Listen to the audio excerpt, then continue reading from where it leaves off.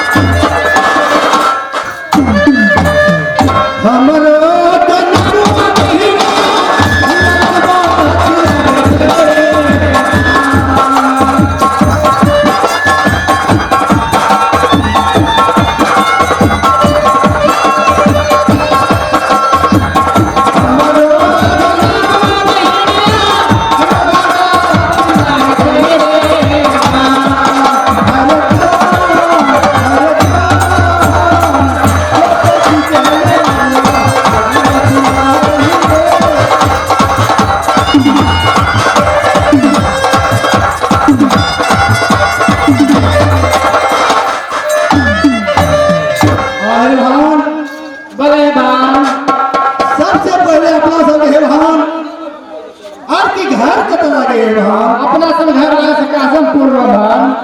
आए भान कहना तो पार्लिंग बहुत सुंदर है भान आए भान और अपना सब घर काश्यमपुर लगे है भान आए भान और कि पिताजी के नाम काश्यम लाल लगे है भान आए भान और कि हमारा नाम नरनपति है भान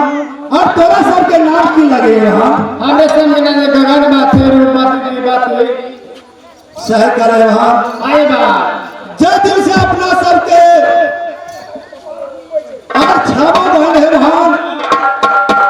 और कि मरद भुवन में जन्म लो तब ककरा खातिर हे भान आए भान है गए सब का नाम कर जली ने बुझे मैं तुम्हें कौन है आपनो समझ में हां को छेवा कर रहा है क्या चाहिए सरकार है हमें देखने में सरकार का है ओकरो नाम कभी कम रहता है ये सोने पानी में कभी नाम चाहिए हेलो धर्मा बाबा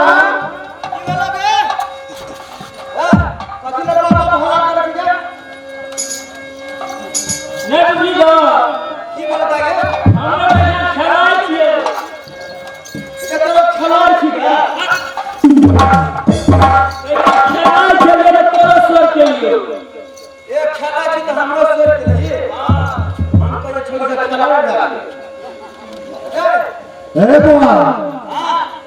हम लोग सब कभी करके चले मिली अब बहुत दुख तकलीफ वाला बात है हाँ हम लोग बहुत दुख तकलीफ वाला बात है तोरो को लगा खोजे हमें तो पता नहीं चली पता चली जय हाँ वो ना धनसा के लोग हाँ हां तो गेल नहीं धनसा जनकपुर के लोग गेल नहीं हाँ हां चलिए गेल तो रहिए सिपुआ के लोग हाँ सिपो हाँ आखी के चले हरिया हियो के चले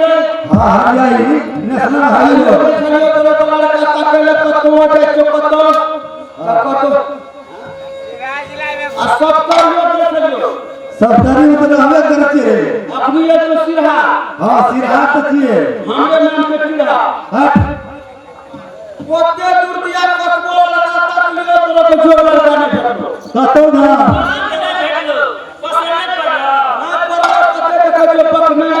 कतो भजनारे छो कतो दर पिए छो कतो भंग पिए छो बोले ना अब कतो लूल है छो कतो नेमरे छो कहाँ है तो हमरा तो तोरो को जो लड़का ने भेटलो सही कहा क्या कहै छी तोरा का हम गया हां 7 बहन छिए 7 बहन हमरे से चाहे रे सुन 7 बहन छे ना सब जने कर दे बोले छोटी बहन छ वो ओकरे कर दे अकरे से तो क्या नहीं किया है बहन को दिया मैंने दिया नहीं का कना नहीं दिया हम जाने के लिए अरे है छे कना दिया है अभी आपका ने कुछ कर दे हट कर दिया ना हां करना कौन तो हमारे के आगे में के हो गए 2500 ग्राम करना ये पूरा ना न करबी सकरा से करबी और रुपया करबी ए कोई ना कर मिली ना या बहन बियाह में हमको करा देना कहते ना हमरो सनेगा देखिए हम लोग 12 वर्ष तक की आचरण माने रहिए जब पुरुष लड़की सब सने से देने लगी हे तो पहिना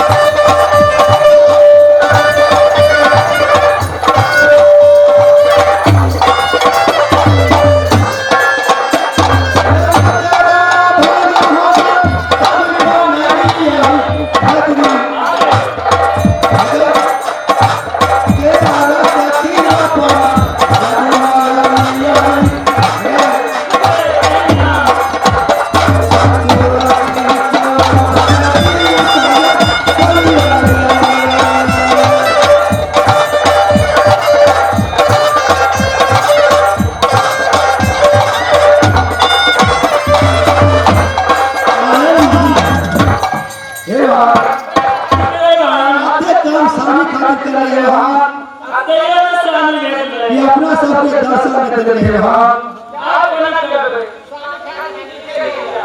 या तैयो में महिमा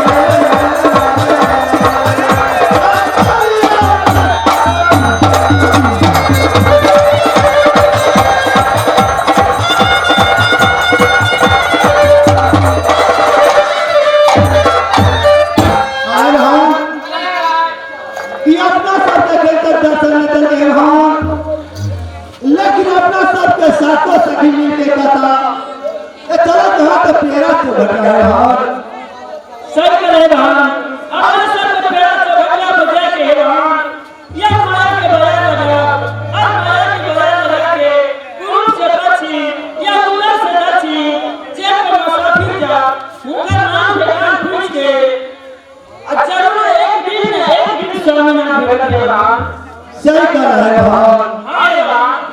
अबे बारह मानो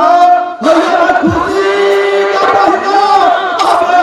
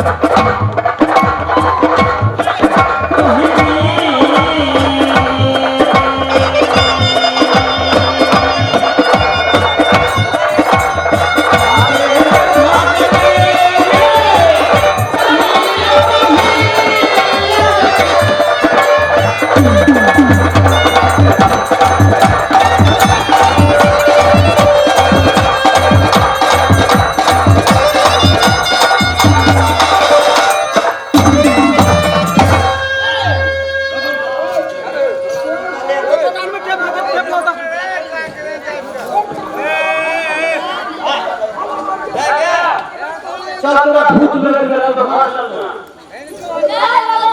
नहीं लगा तो अब भूत नहीं लगा तो बात करे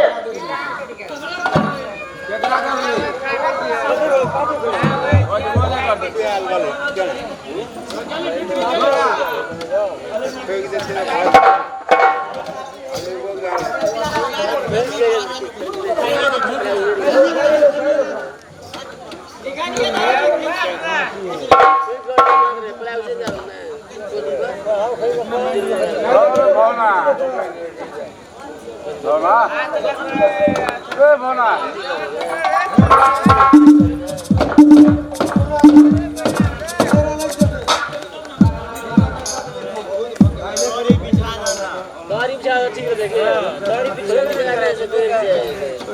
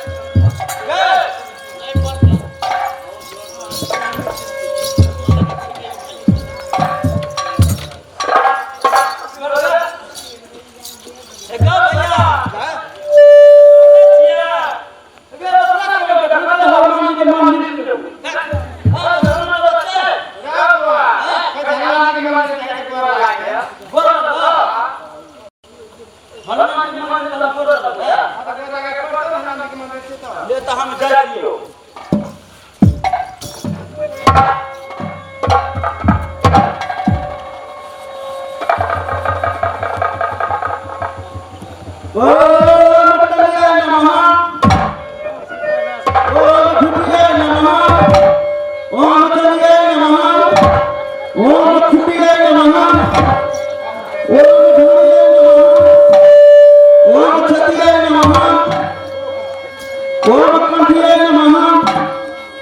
ओम डरियाय नमः ओम मुखियाय नमः ओम नतियाय नमः ओम कपड़ियाय नमः ओम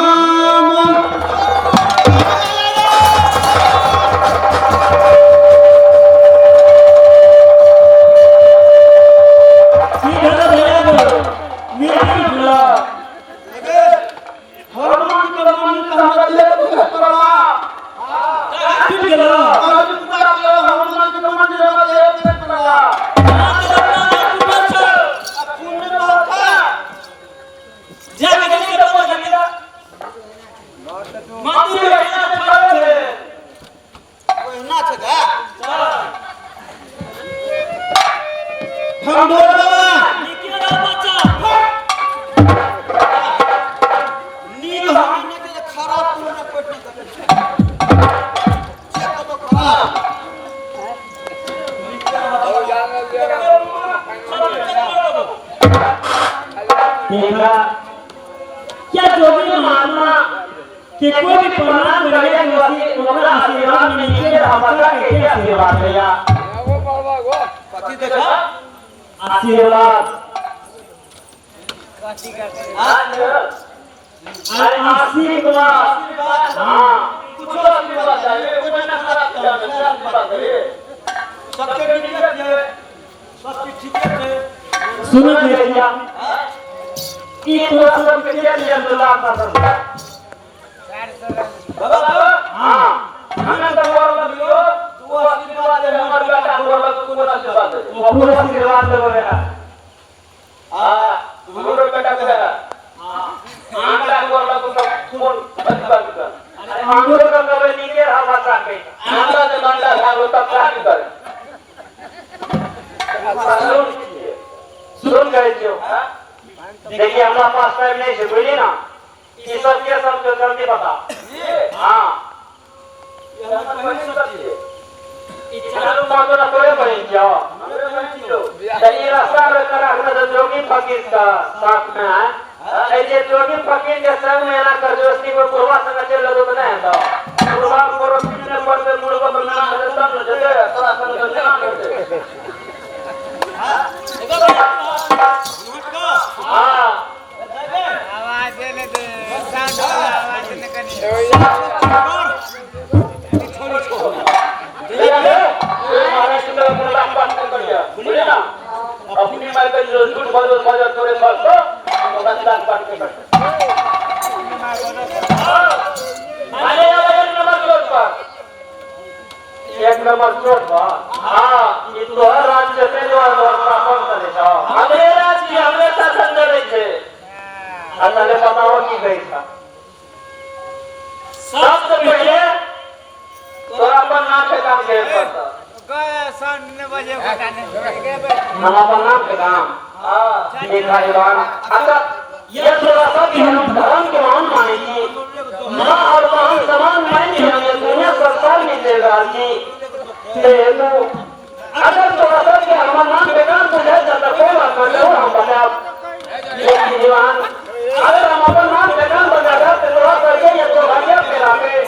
पंपापुर के रास्ता से मुझे आओ तो ये की रास्ता तो बताओ जरूर क्या देगा लेकिन वहां का सबक ऊपर नहीं आया सुना कैसे हाँ सबसे पहले तो अपना मेरा बाप नाम दादा काका काकी भाई भोजा सब नाम का तरबाद ना समझिएगा सुना अगर तो हमारा नाम भगवान को जैसा तो कोई बात नहीं जरूर बताया लेकिन हम जना जना करो तना तना प्रोसेस करा पाएगा अगर नहीं है तो तो घिसिया ना है दादा ये ना हम तो घिसिया में पड़ जा हां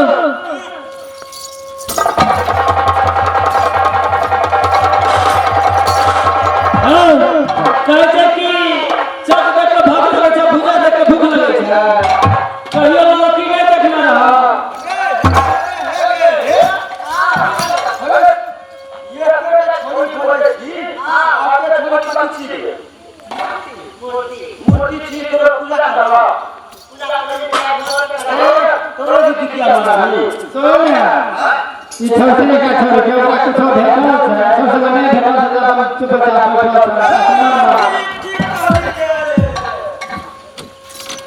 हां शुरू करबा तो शुरू करे छियै ले कह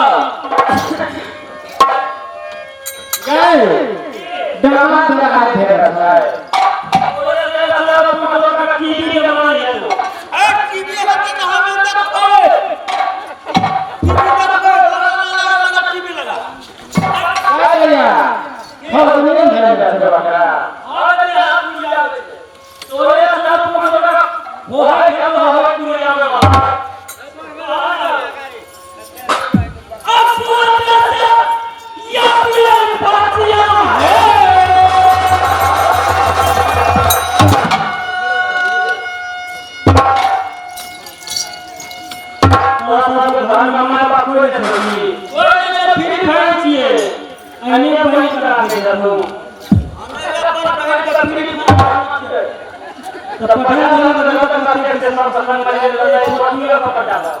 छोटी सामने का द्वार चल दे छोटी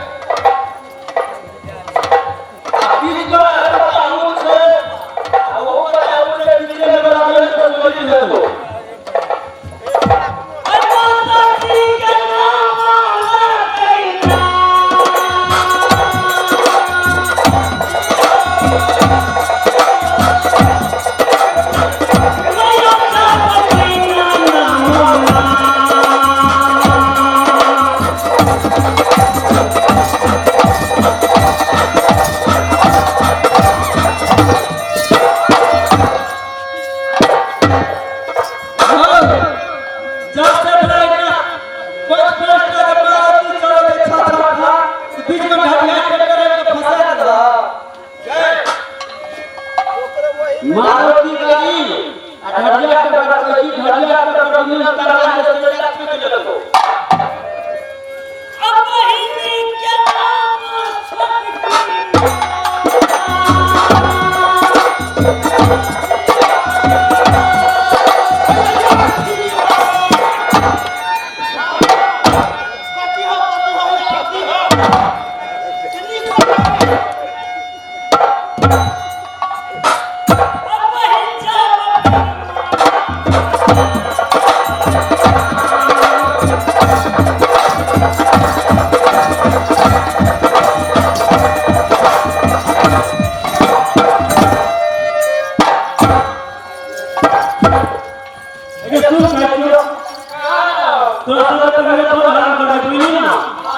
हमरा पास टाइम नहीं है, जल्दी से बता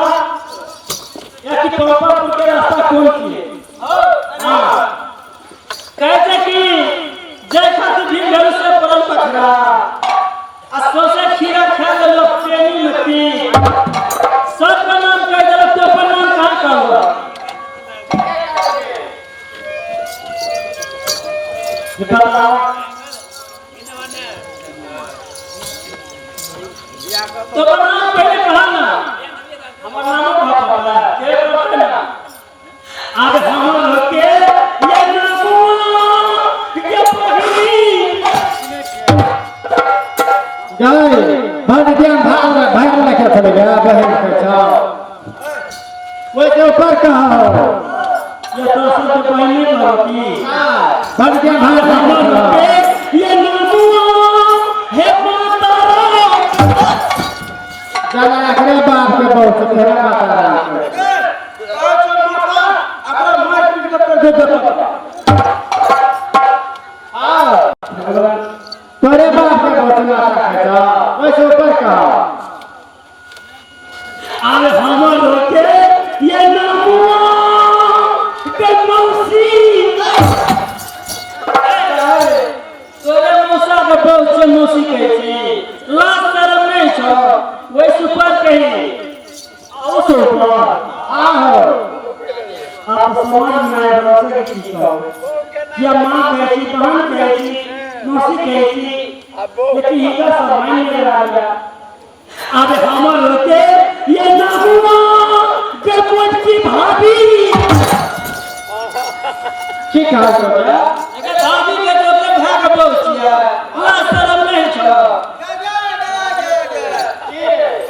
भाभी एक को दादी अब हमर होते ये नाहुआ है या भागली उनकी ना भला आवे चौकी कुर्सी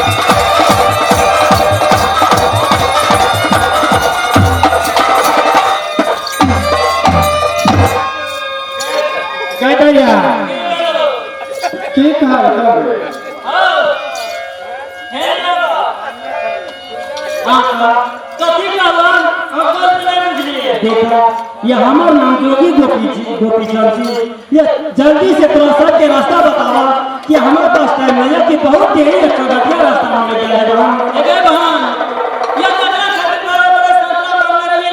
हां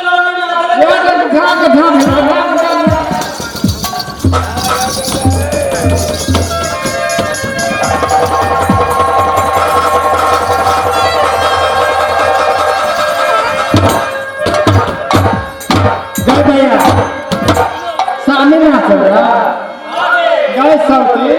तब धान धस करे समस्या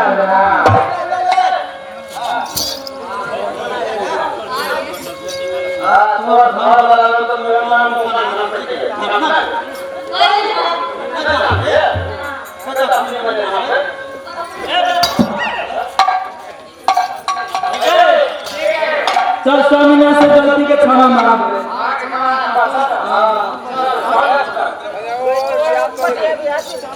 अबे स्वामी जी हे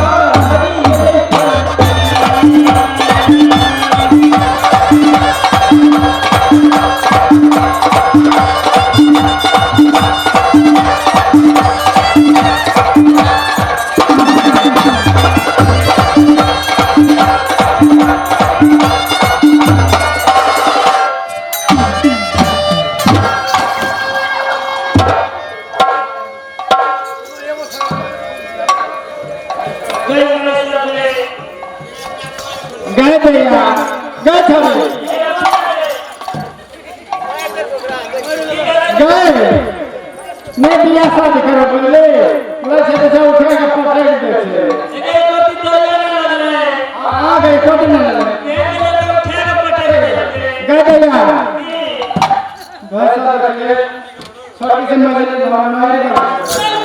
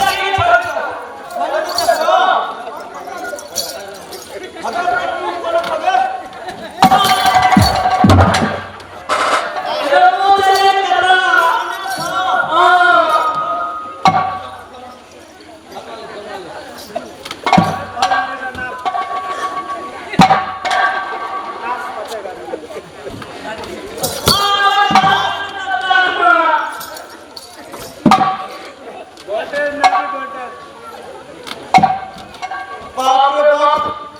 छोड़ी तो पड़ा डूब गए पड़ा डूब गए छोड़ी चीजें पर की बचबे पर तो मोर कर ना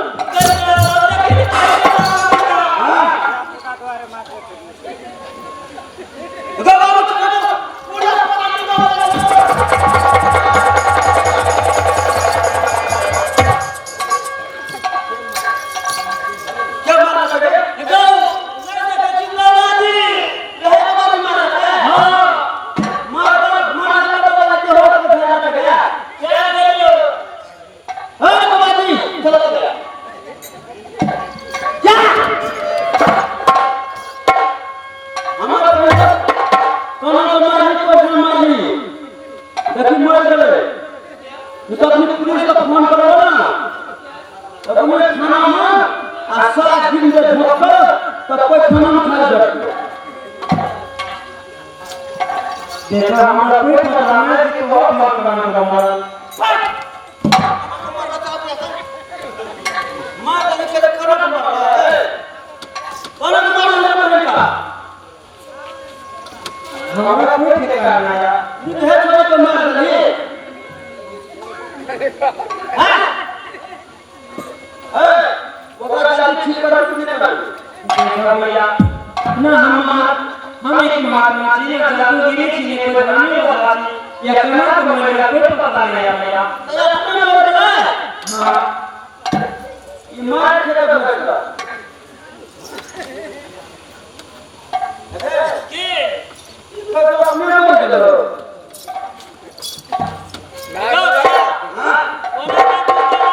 बोले बुआ नहीं बोल रहा पुलिस को बुलाया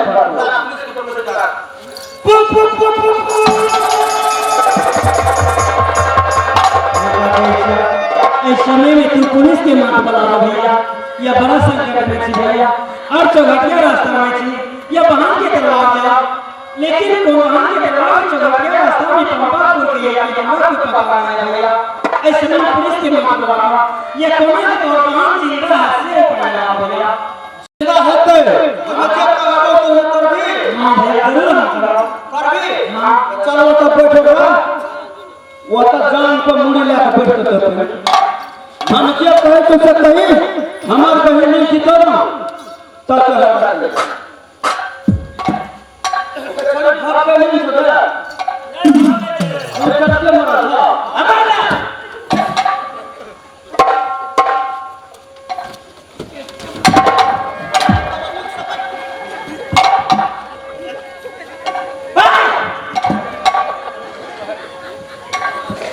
हम क्या कर सकते हैं जल्दी सिखला भैया हां कहे सकते ये सती कहे सकती कहे छपति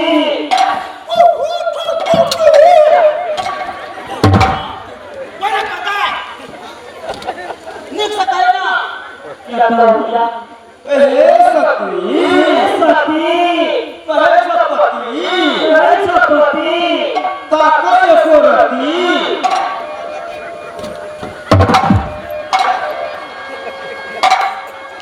खराब महाराज हमारा बात सुनवा कि जल्दी करो भैया फिर से गलती हो गई आवाज तो सुनिए या फिर से करो हां एक बार की तुम्हारा कुछ पता नहीं ना ये अपने मुंह में चले के बोल कुछ नहीं करना भैया कहे सती ये सती कहे छपति कहे छपति कहे एको रती कहे कोरती अना कदम तले तो सकरा का भगवती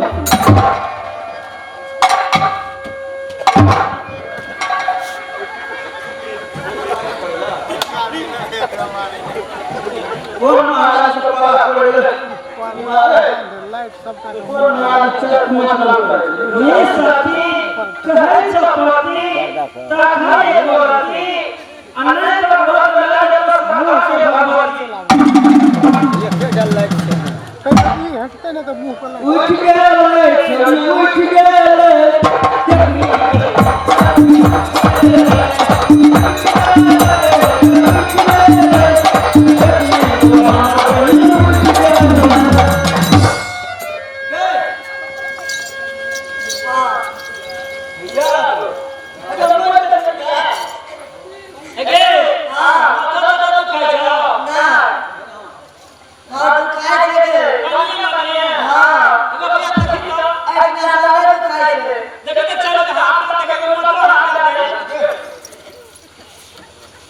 छोड़ के ना कतौ चले करते छी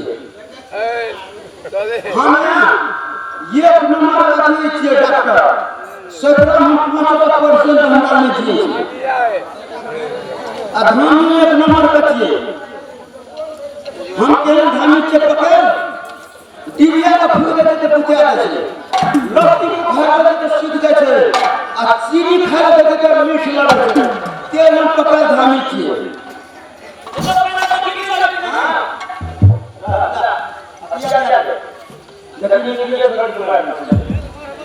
ये माता हाथ चल बुझली आ मुंह घर मार कर दिया ले सुनी ध्यान दे सुना मंत्र उली छो गुलगुली छो दहना भाग बनेड़ी छो खाली सात पात होई सुखल नहीं ढाले ढोले ठठी कोसले आगे पीछे गाड़ी बाना गाड़ी पीछे दले बाना सब गुण समारोह भराया बाहर गोड़ी गोड़ी सोनपुर में सोनपुर का ढकिया में दारू धिया पुता कान का सोलह के भाग ओए पर जगमानी आ तू सब दिन हमरा पकड़े दी आ दिन से हम बात न करिया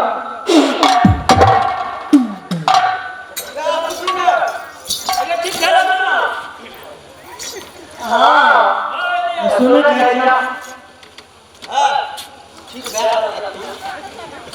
अधर में मूरी बाहर में कान अरे छुतहर महाराज जी के नाम बाहर में कान छुतहर महाराज जी के नाम देखा महाराज या जल्दी से थोड़ा सा के हमारे चौरटिया रास्ता पे या पंपापुर के रास्ता बताओ जरूर हम सब पंपापुर के रास्ता पे चलो देखा हम सब बहन या 12 बरस से यानी कि जब इनसे जनरल सोच घर से आचर मांगो हे ईश्वर हे परमात्मा जब हम सब बहन की बात दिया कोई गया गोपीचरण देखा तू 12 बरस से आचर मांगना छी और हां खाते हम सब आस लगने छी देह हे स्वामीनाथ या हमारा सबके मन में अभिलाषा पूरा करो हे ये जरूर तो सब की आशा को पूरा करो या कि नगर या पंपापुर नगर के रास्ता बतावा अब नगर जो या पंपापुर से लौटा तो जरूर तो सब के साथों बहन के साथ में शादी के नगर बुलाया सही कह हां सही कह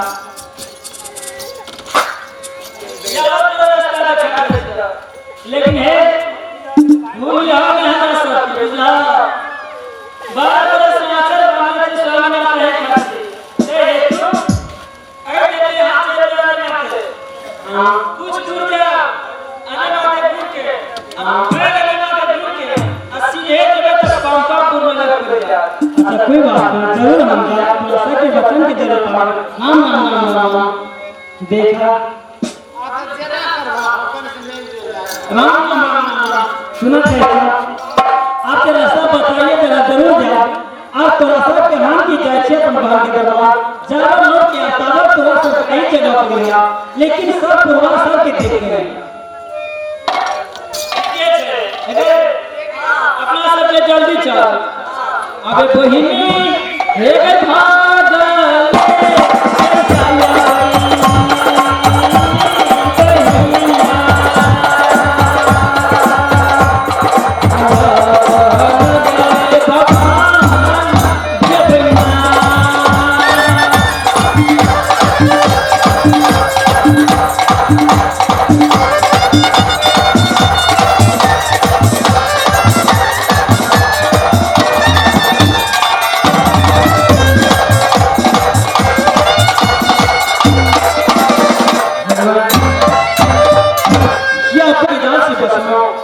अगर इस समय में लौट के फिर तुम्हारे गुरु के पास थी तो गुरु ने श्राप डाल दिया न मां न पिता ने सारे समाज बचा ते तो अपन बुद्धि विवेक से लौटी के मारा की दास से बचो और फिर तुम्हारा रास्ता पकड़ के बढ़न के लौट आया आवे है भागले चले हो जोगिया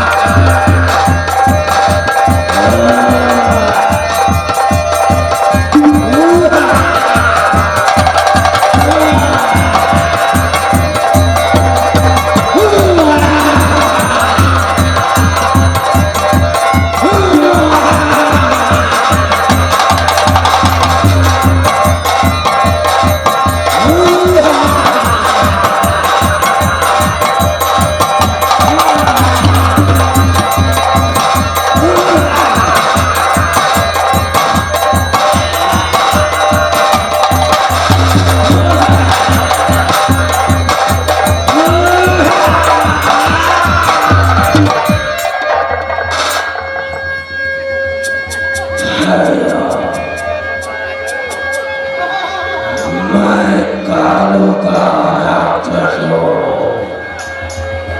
मैं इस भयानक जंगल में रहता हूँ।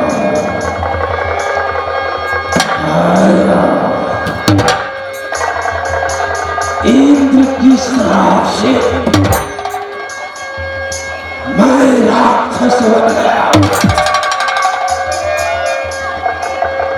इंद्र ने मुझे श्राप दिया। जाओ जाओ जाओ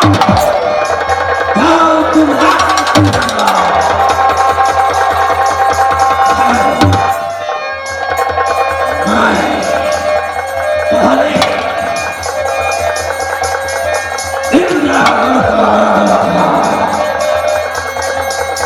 मेरे हाथ से एक माता का वध हो गया, इसलिए इंद्र मुझे श्राप दिया कि जाओ राक्षस हो जाओ। मैंने महाराजा इंद्र से स्तुति की, हे महाराजा इंद्र, एक बार मुझसे गलती हुआ प्रभु, तो आप मुझे राक्षस तो दे दिए, लेकिन आप मेरा उद्धार कब होगा प्रभु? इंद्र ने कहा कि मृतलोक में मैं इंद्रासन से गोपीचंद नाम का एक व्यक्ति को भेजूंगा। जिस रोज गोपीचंद तुम्हें वध करेगा या तू गोपीचंद का वध करेगा, उस रोज तुम्हारा राक्षस तन छूट जाएगा।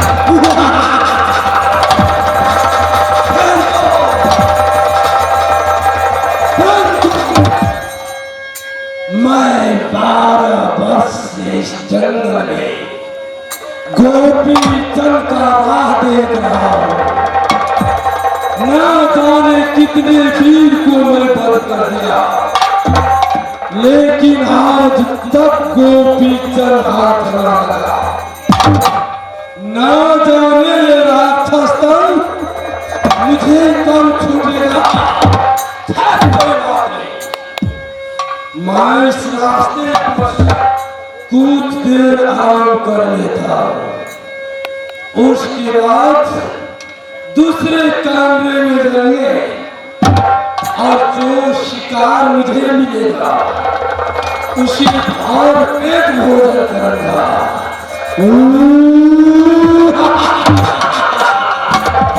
मैं तो अब तक आराम करता हूँ।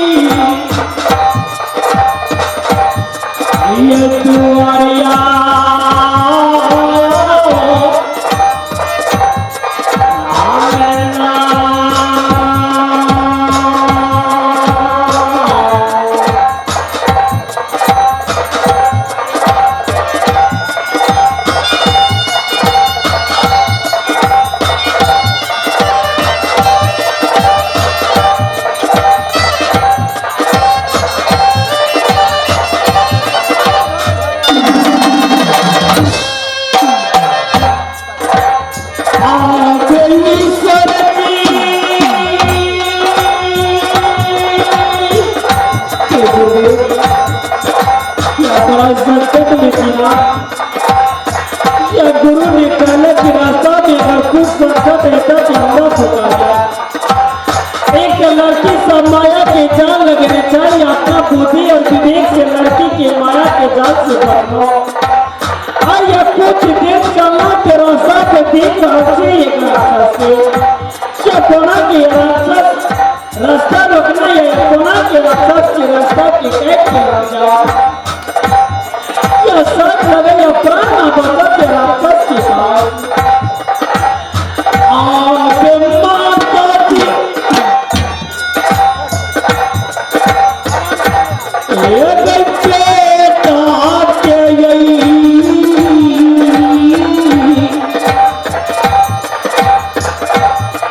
आगे प्राण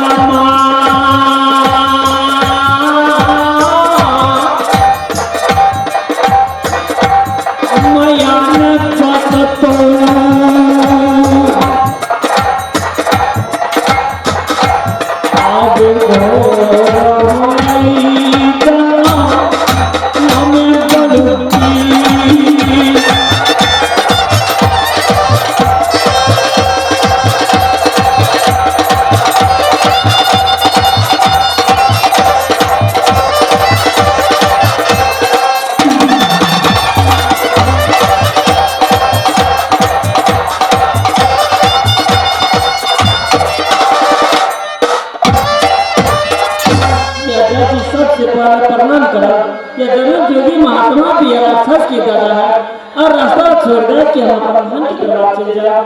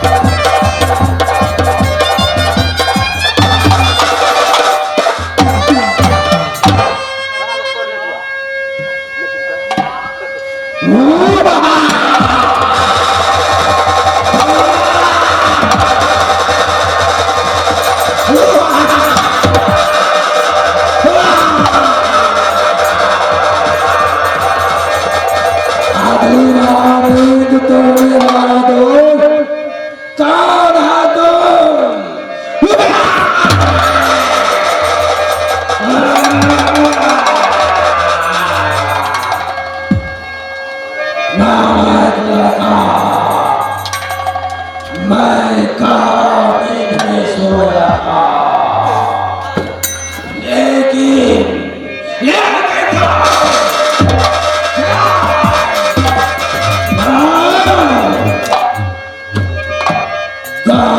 नींद में सोया तो मैं आधी नींद में उठा।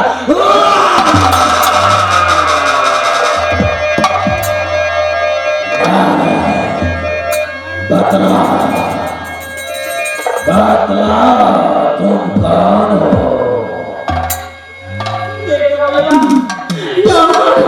गुजरात और ये पिता के नाम हुसैन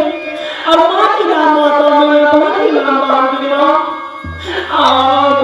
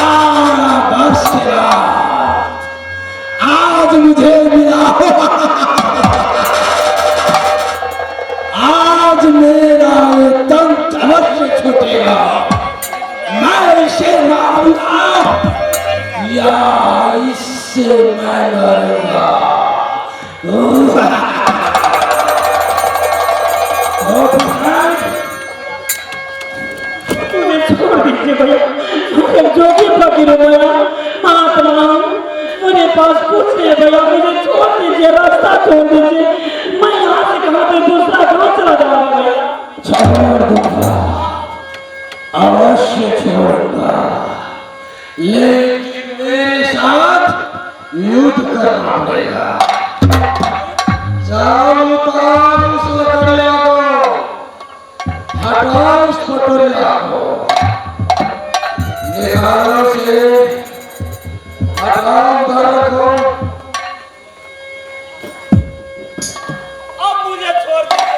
चल मेरे साथ युद्ध, मैं तुम्हें मार कर कच्चा मांस खाऊंगा ताकि मेरा उद्धार होगा। तुम्हारा इंतजार 12 वर्ष है, तू मुझे मार या मैं तुझे मारूंगा, जानते रहो।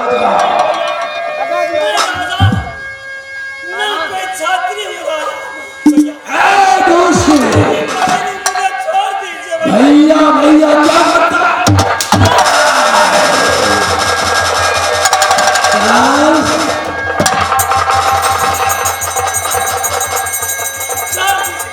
छोड़ देंगे, छोड़ूंगा नहीं, मार मार कर नीचे गिराऊंगा। उसके बाद बुद्धि बुद्धि करके मैं तुम्हारा मांस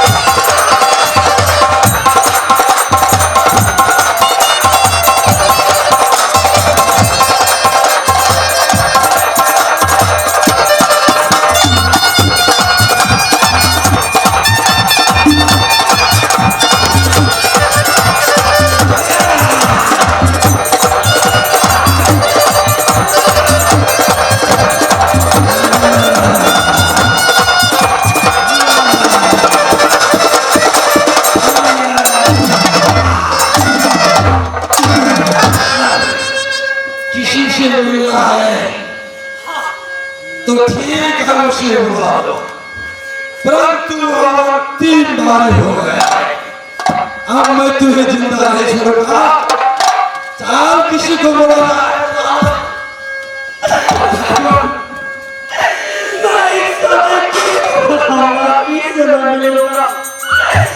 ना माता पिता ना दादा ना सास समाज मुझे मिलेगा, ना सोचनी कौन मिलेगी।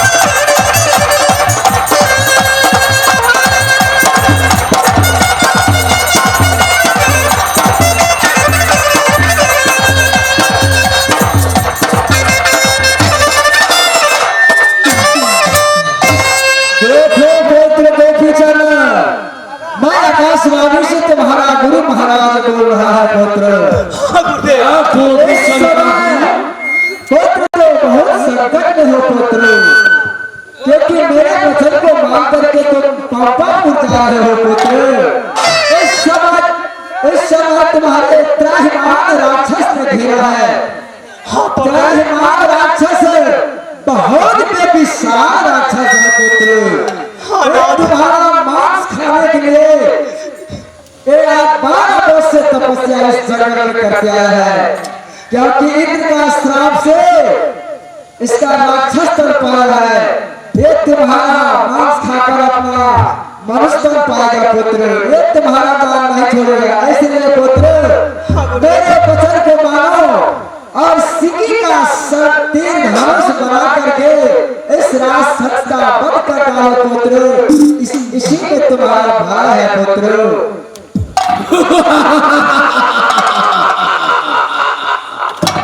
सिक्की का 100 धनुष बनाएगा, मुझे मारेगा।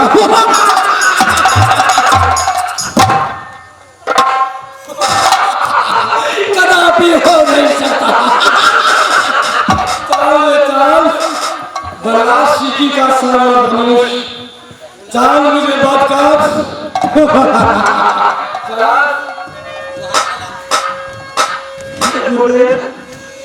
हमारे आप वचन के जरूर पालन करेगा प्रभु। इस समय सरकार में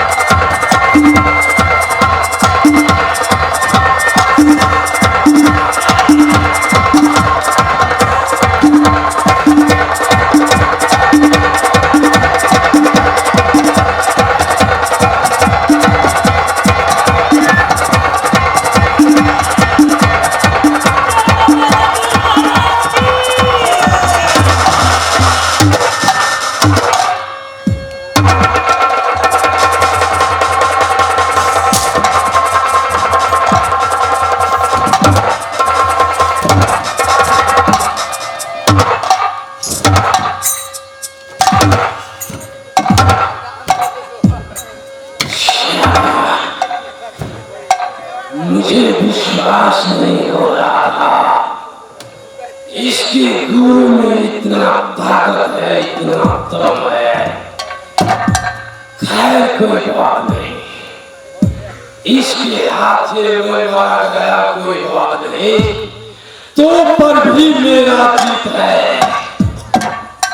इसको मैं मारता तो पर भी मेरा जीत है। मेरे दोनों हाथ में लड्डू था, एक हाथ का लड्डू मेरा सफल किया। राक्षस तब छोड़ करके अब मैं कुछ क्षणों के बाद महाराजा का तन प्रकट करूंगा। जय महाराजा इंद्र, आज आपका दिया हुआ वचन मुझे मौका लगा। जय महाराजा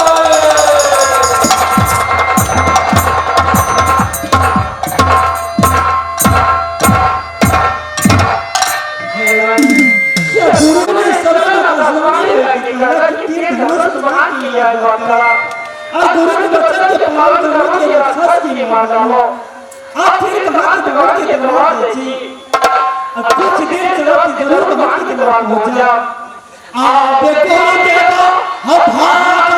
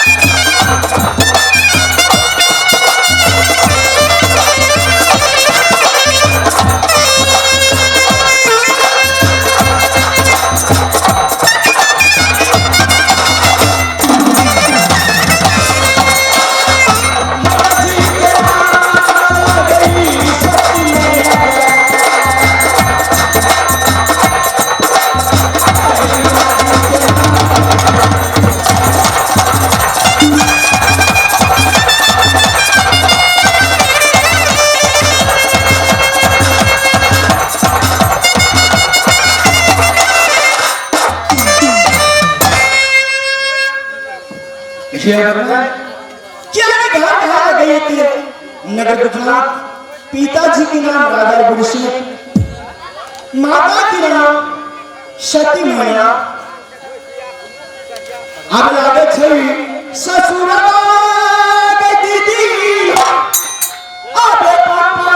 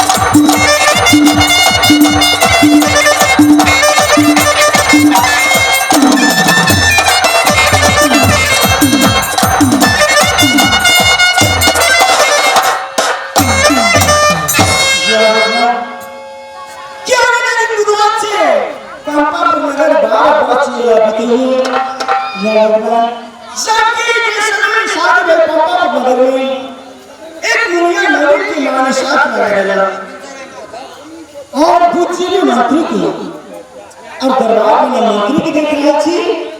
ना दुनिया लड़ू की देख रहा छी।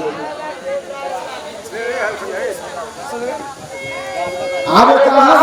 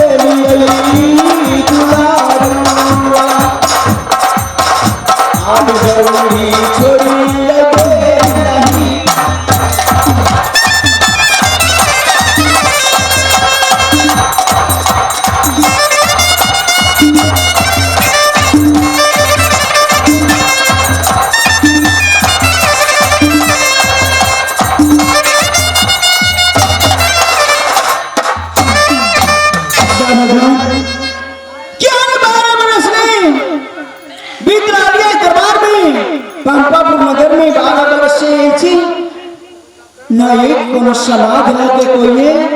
पंपापुर नगर गुजरात से बूढ़ी माँ मैना ये घर में माँ की बेलना है जैसे में डोला उठ के हमर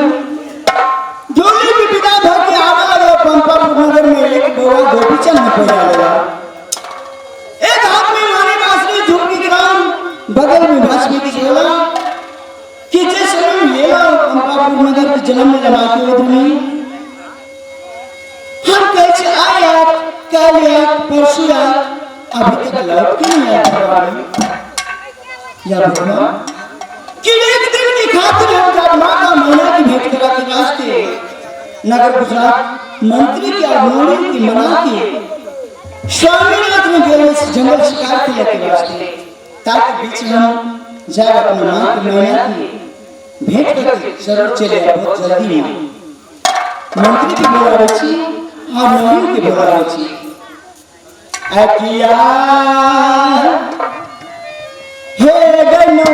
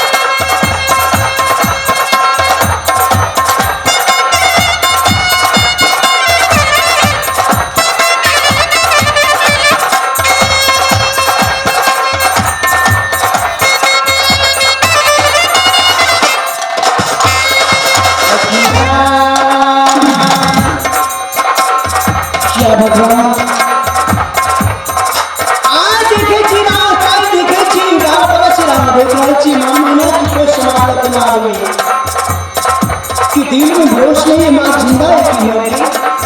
एक मन है पंख रात उड़ की माँ के पास चल देता लेकिन स्वामीनाथ से बच्चा ने कहे कि हम माँ के भेंट करते रास्ते न भाग को चल कर हुआ अभी न नजर से लेकर रचना को समाध लेकर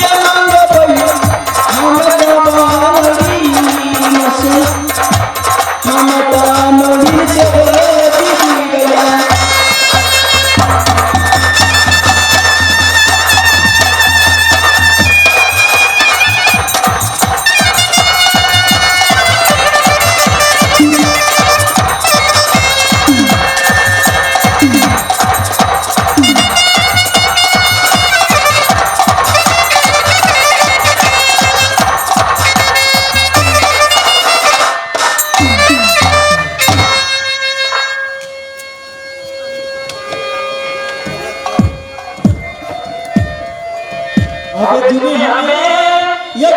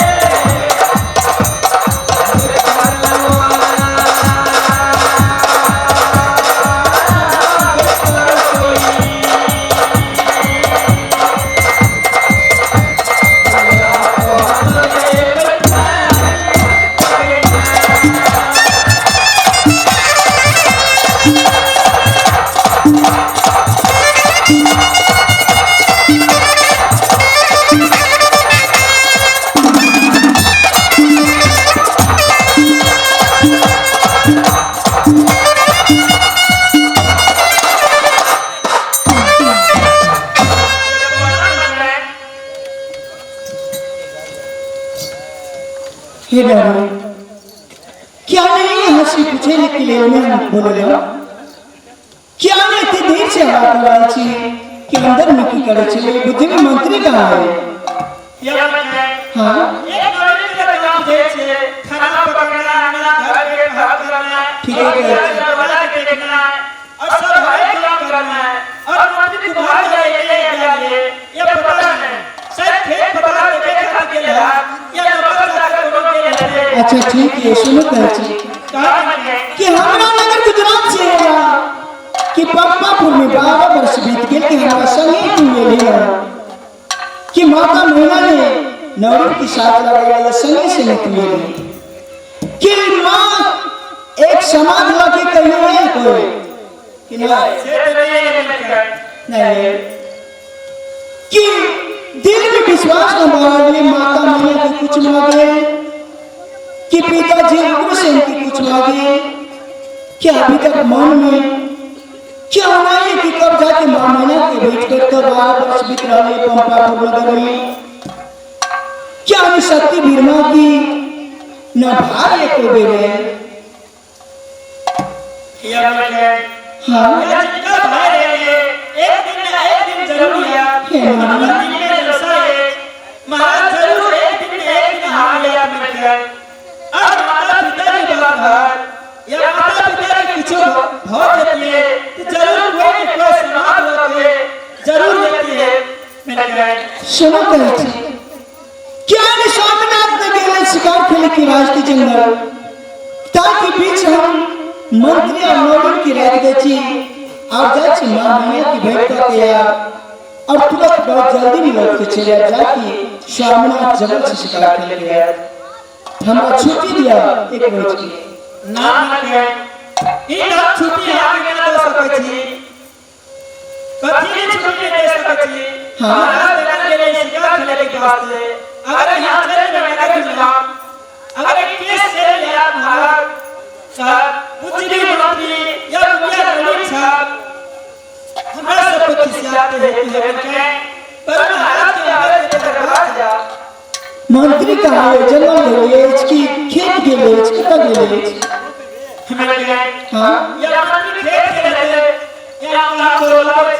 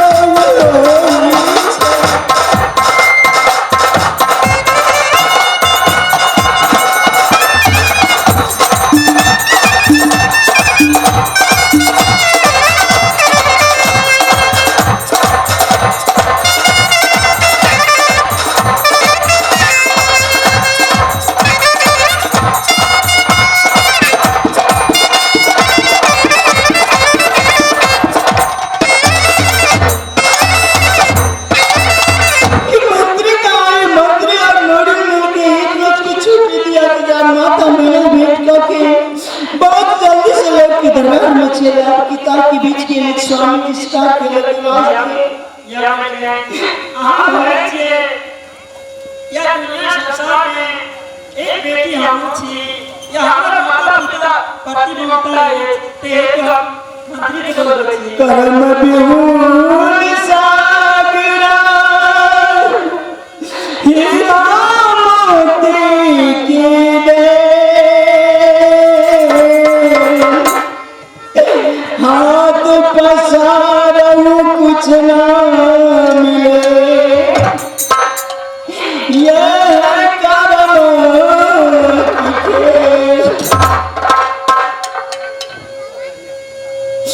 जल्दी से या भी आओ ये मातृ जी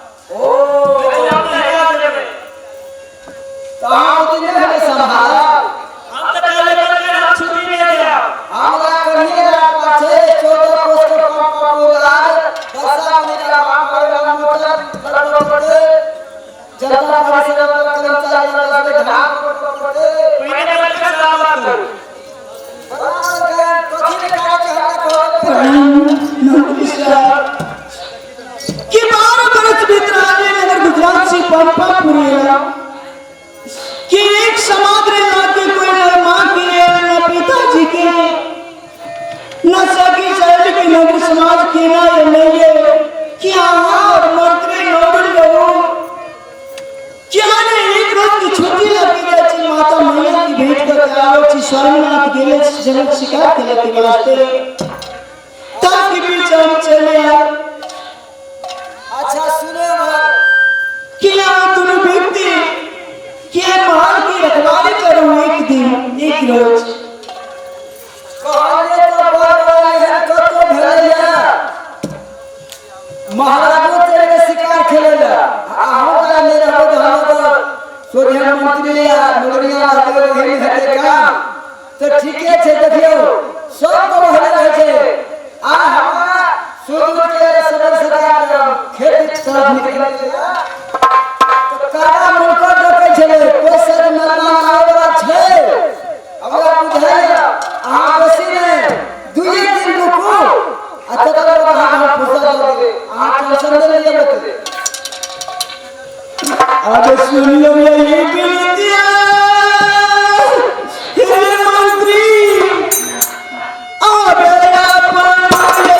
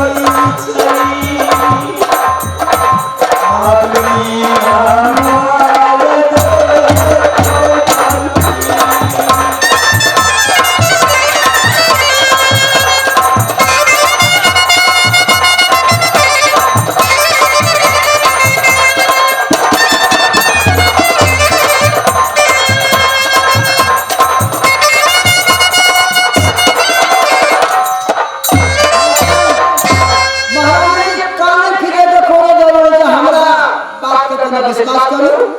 आपको भगवान में आराम करो बस आगे बिटिया के लिए एक बार बात से कर हाथ से जा हम वचन दे छी अपना फुर्सत मिले थे हमरा बुझाए कि हां मेरा पर्यटन कोई आने वाला छे हमरे नाम से पुष्टि मंत्री हम ओते नगर प्रयास से अतः मंत्री को बात ले चलो कैसे हम चिंता न करो आपको भगवान नाम करो बस 2 दिन एक दिन बिटिया के लिए एक ना आराम करो कोई न कोई करो भाग जरूर खाना लेता महाराज चले थे मेरे शिकार किया टेंशन लेते को बहुत जरूरी है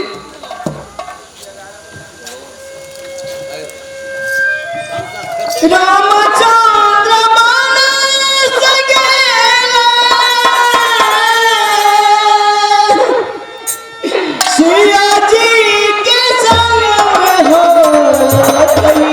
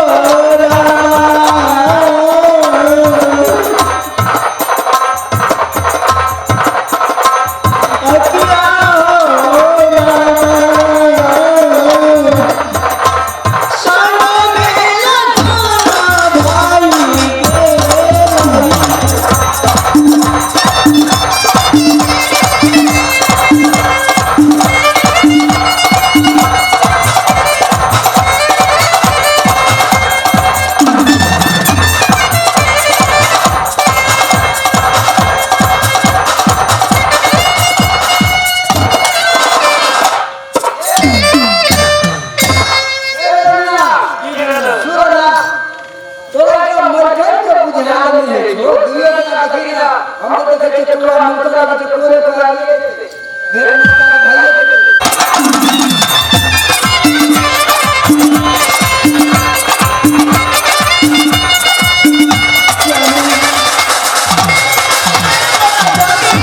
भाई खाना खिलावा खिलाते कि जान की अंदर में छूट गए छे कि जान की बहुत आराम से अपना मनोरंजन भवन में खाना खिलाया कि घोड़ा घाट से लगे अपना भवन में घोड़ा खिलाया अबे खाना जाओ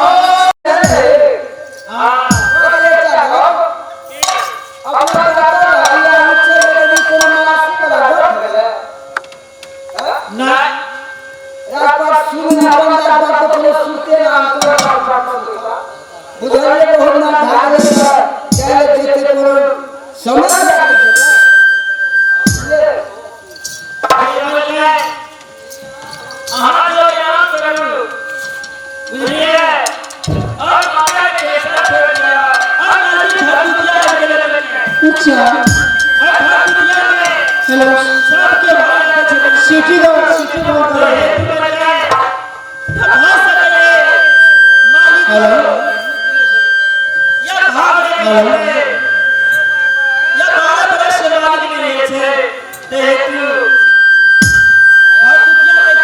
अब कारी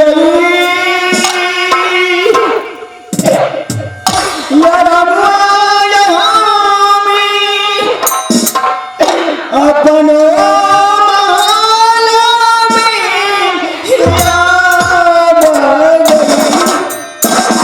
अब कारी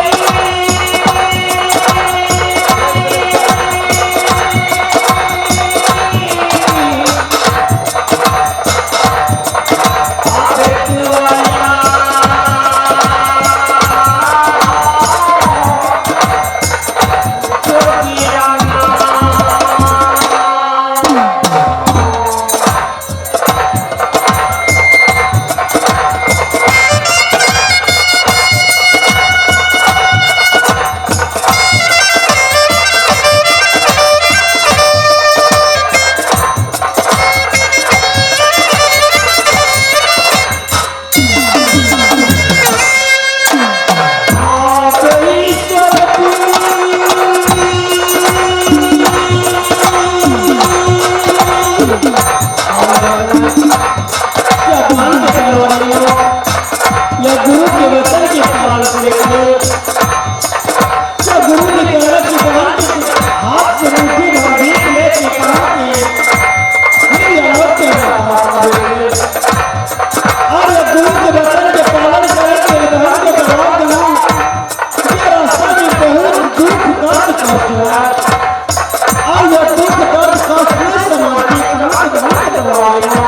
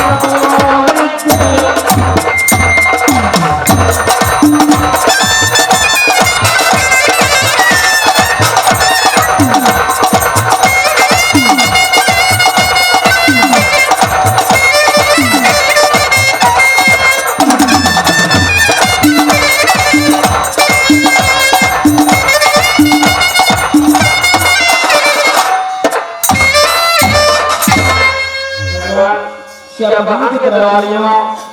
और भगवान के दरबार में एक कदम की विदेश की घराची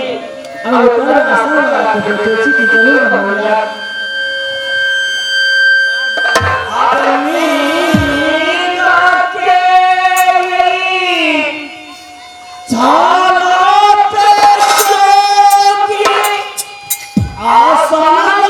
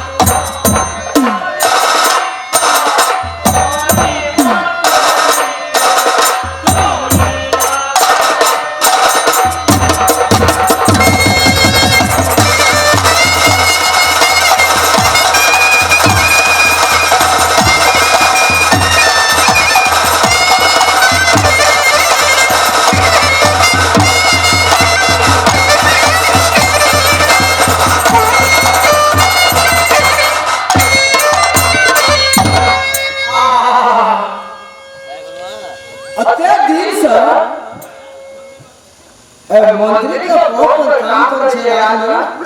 लेकिन ये मोहनी मास्टरी का आवाज और हे भगवान कभी नहीं सुनो आज दरवाजा से बाहर होकर देखे छी ये कौन साधु महात्मा और कौन देवी फकीर की कोई कलाकार लोग द्वारा पर पधार के लिए छे आज दर्शन के लिए दरवाजा पर लगा छी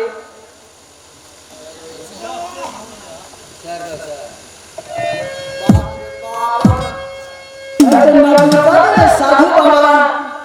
आपके खिले पर धुनी लगा चंदन के बिस्तर में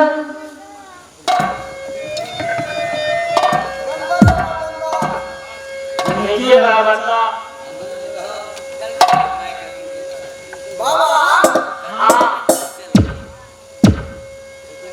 धुनी लगा से बड़ी नीक सा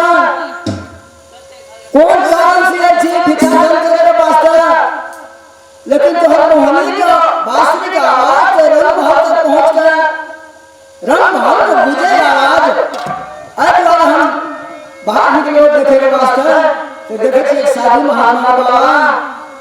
बहुत निक भजन और बहुत निक स्वर का आवाज कान में लग रहा है बाहर निकल रहा है बोलो देगा माने ये तो जवाब मांगेगा कि तलवार की तरह मुट्ठी भर भी लेंगे। देखा क्या हमारे पास टाइम नहीं है कि जल्दी से तलवार को मैदान से जल्दी से मुट्ठी भर के साथ या दूसरा दरवाजा। देखिए बाबा महाराज हम आदेश करे छे के दुनिया को छिले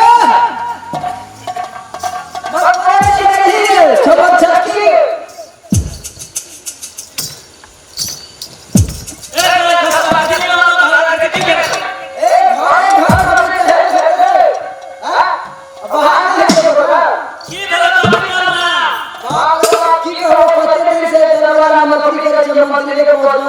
मोहनी बांसुरी की आवाज कान में गई है।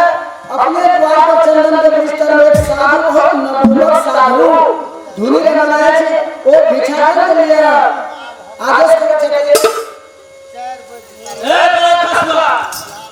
अपने हाथ के मुझे आज पूरा लावे छे छाको वाला हल्ला करे लागे छी अति में है ओ खाजा और हम को कान में गई छे ना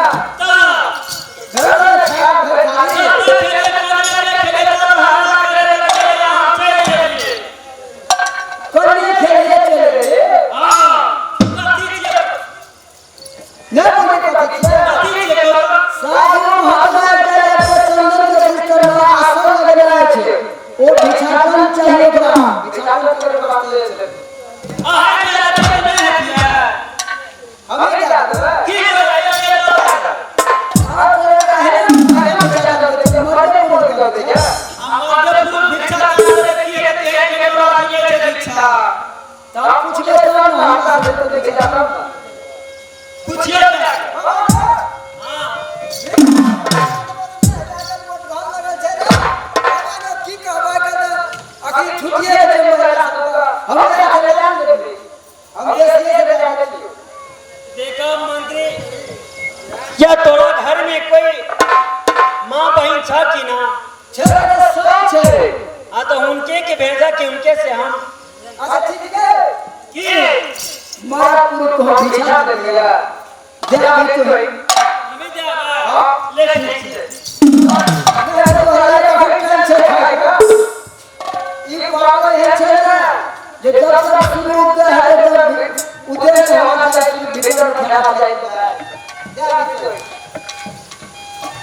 अबे गाना से ये पीछा तो पहली हमें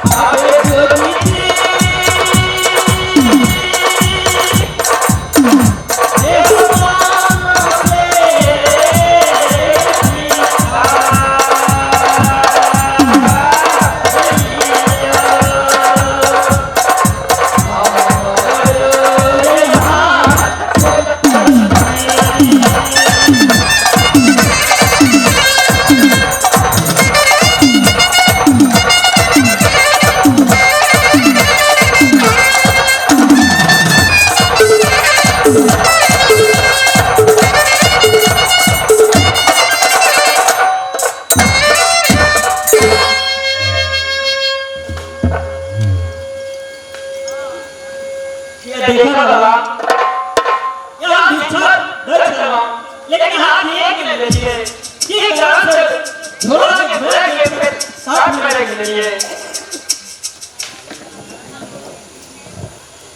देखा या तो एक घर के नवीन चते द्वारा तोरा हाथ से हम भीख नहीं ले लो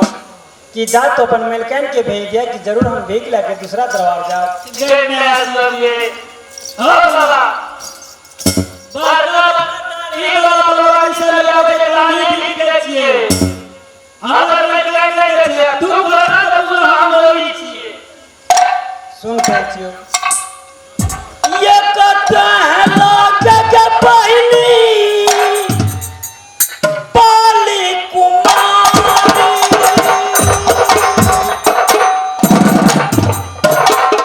ओ सरल गई चढ़ी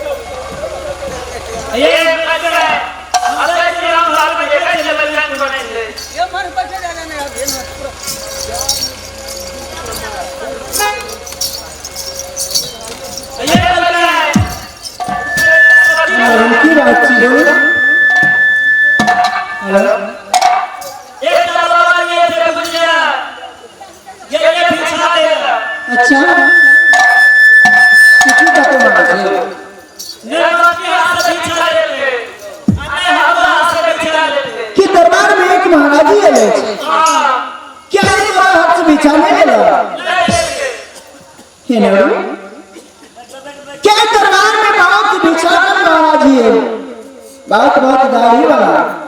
बहुत भयंकर रहा, लेकिन तो ही तोरे हाथ से बिचारा के चल गए। लेकिन कौन महाराज जी तोरा हाथ से बिचारा ना रहे बिचारा चलेगा कहे कि तू बार कुमार छी घर में लोड़ी छी। अच्छा तोरा बिचारा ले लेबो कि कौन भाषी तोरा हाथ से बिचारा ले छे। अगर बिचारा ले ले महाराज जी तो तू की सब कहली छोटे कह दे चल दे महाराज के छोड़ ले ले अगर बलियान कर गई आप छोड़ दे लोग आए बिना हाथ के पीछे से हम नहीं कर दो और कुछ होता लगा नहीं हाथ फिर जो एक हाथ में भिक्षा लेना चाहिए। अगर भिक्षा नहीं लेता तो दरबार से महाराज जी निकल दे तुरंत।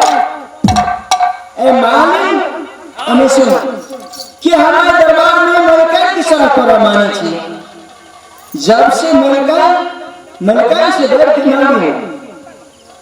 अगर हमने रहा तो तुम्हें अच्छी विचार लेते आदमी हमने हाथ में चाहिए। अब एक हाथ में लिया नगरिया अगर मुठिया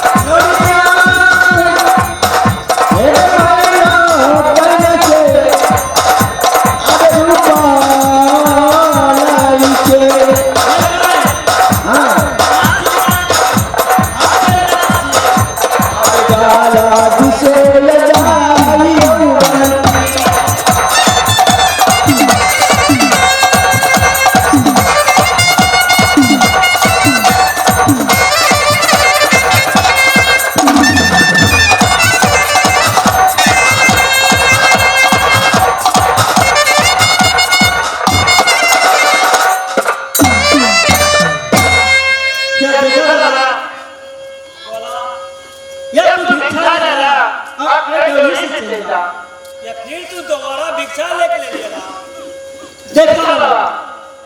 एक साधु महात्मा जी को भी हमारे गोद में अब पापा नगर में सब हम हाथ से भिक्षा देगी ते तू भिक्षा डाला और जल्दी से चल जा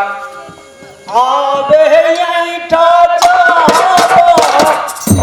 ऐसी के नौरिया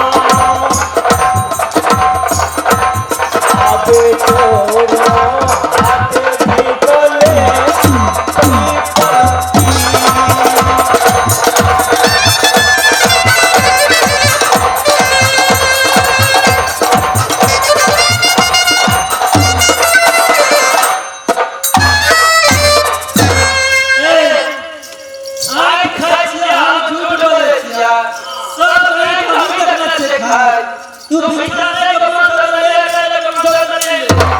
ले अगला सुंदर करे अपने से फोटो करेगा एक मेरे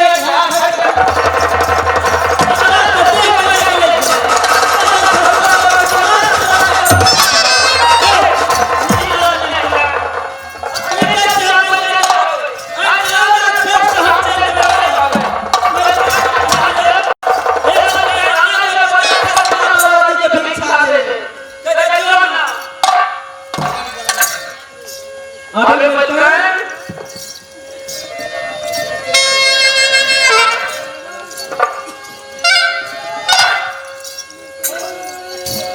ये बताएं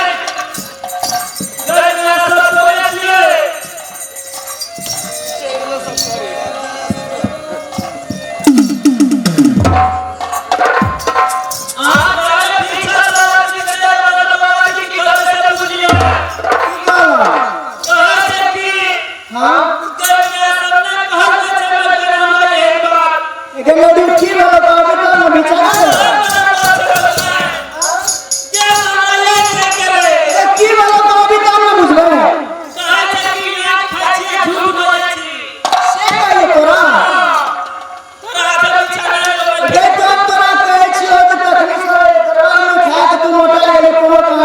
बोलिए एक बेर जे कहते महाराज जी तो दोसर बेर सोचल पड़ते की कह रहा है अने सुन कहै छी ई तू जाने छे दरबार में एक बेर हम कह देली जे संसार के जते महाराज छे अगर माने की मन के की शरत माने छी दरबार में मन के तो तोरा तो दरबार में जाके के महाराज जी जाटा वाले चिकनकली महाराज चिकी असली ची पहचान नहीं तो नहीं पहचानिए तब बुझ गए तोरा कुछ कहबो करे की बात है चीज बोल दे सर अबे तू और की कर घर में बोली छी अच्छा हमारा नाम कहते थे तो तब सारी तारी बनल छा हां जय सब तो तोरा जब पैर पर लगे एक हाथ में खाना दूसरे हाथ में पानी अब महाराज के भीतर पीछे देवे वाला छे आप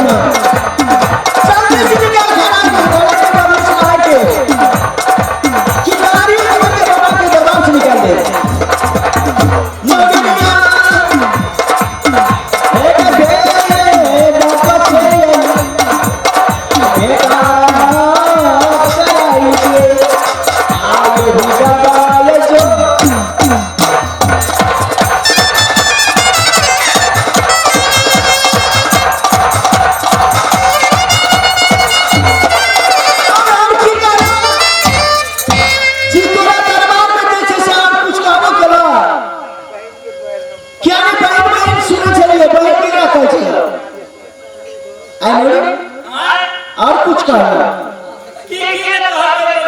जल्दी निकाल, जल्दी चलिए दरबार से, जल्दी जो नहीं निकलता तब तो हमारा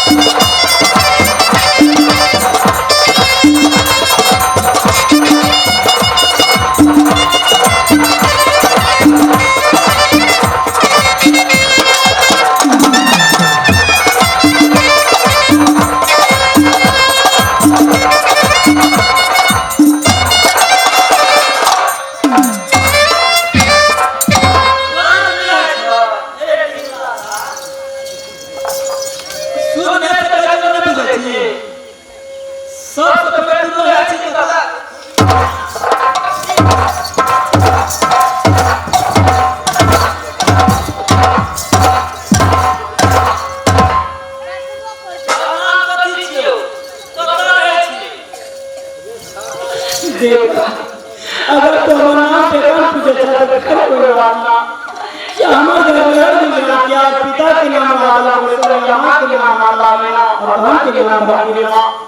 जे तोहर मर गए छी हम सोडर बाहर छे मरी या कि जल्दी से जातू के मुट्ठी भर बेटा की दूसरा चला ठीक है ये ले लो बेटा एक पर तेरी ये आ गई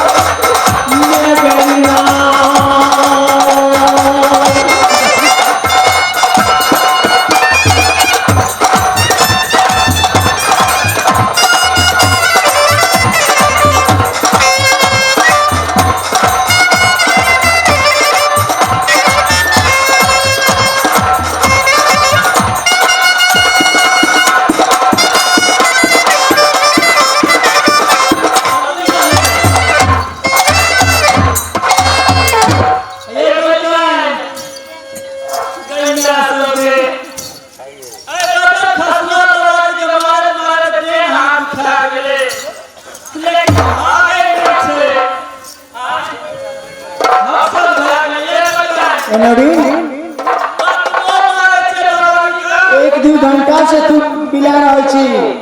कि अभी तक नहीं गेल की हां कारण की छै से नहीं जाय छै की कहिए वो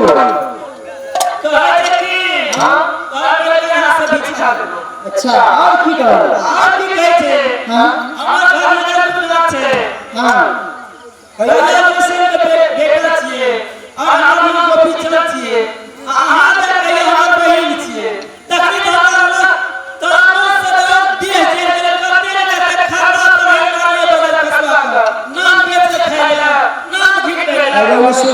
तो तोरा जते बात कहल तो तोरा तो नहीं भागल ई बात कहल के हम धर्मनगर गुजरात छे राजा उग्रसेन के बेटा हमर नाम छी गोपी चंद अब जे तोरा दरबार में हो बिरवा हमर बहन छी एक का गप कहता तू विचार करी अपना मन में क्या 14 कोस के रात हाथी अच्छा घोड़ा घोड़ा कि जब हमार कुल खानदान आवे जे एक से एक राज रखे ई ज्ञान पुत्री मोहनी वासुदेव भिकमंगा के तोरा तुम बुझै छी कि हमर भाई कहियो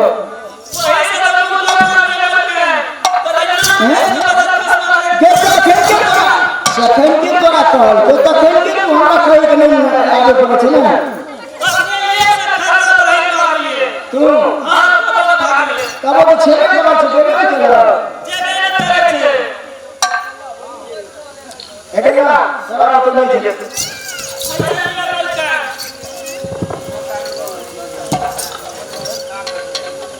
इस संसार में अभी तक ना देखो एक जोड़ी फकीर की नाम बेच के कलम लगा के हमारे संसार में रख जाए अगर टोला पड़ोसन लोग सुना जब पानी बिरवा की एक बखान करे एक जोगी आपके तो दूर छिया भाग ने कहा लोग अल्लाह के बाद जल्द से दरबार से निकल के बची ये जोगी के चल जाता या भगवान ई कौन बुद्धि रच की काई में हम बिरवा छी हमारा भाई को 14 कोस की रात हाथी अच्छा घोड़ा घोड़ा जब कभी आते एक से एक भाग कोई भिकमंग तरह हम दरबार कभी नहीं आ सकेंगे अब जादी शराबिया गलगलिया अब राती लगे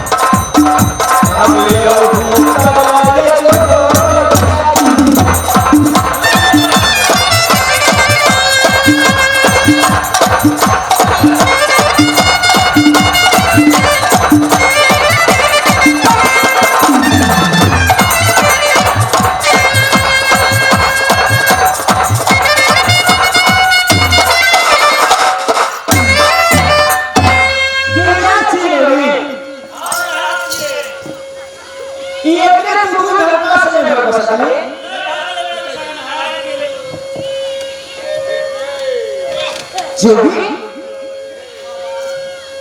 वहां कौन है सतत वहां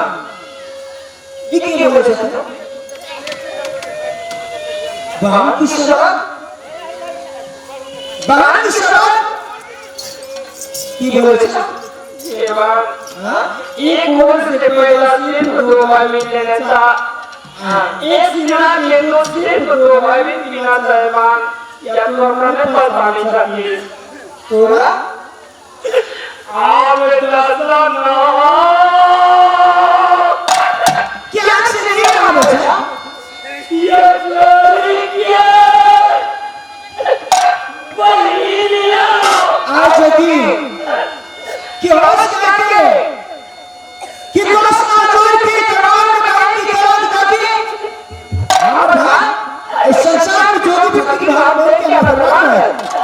चलो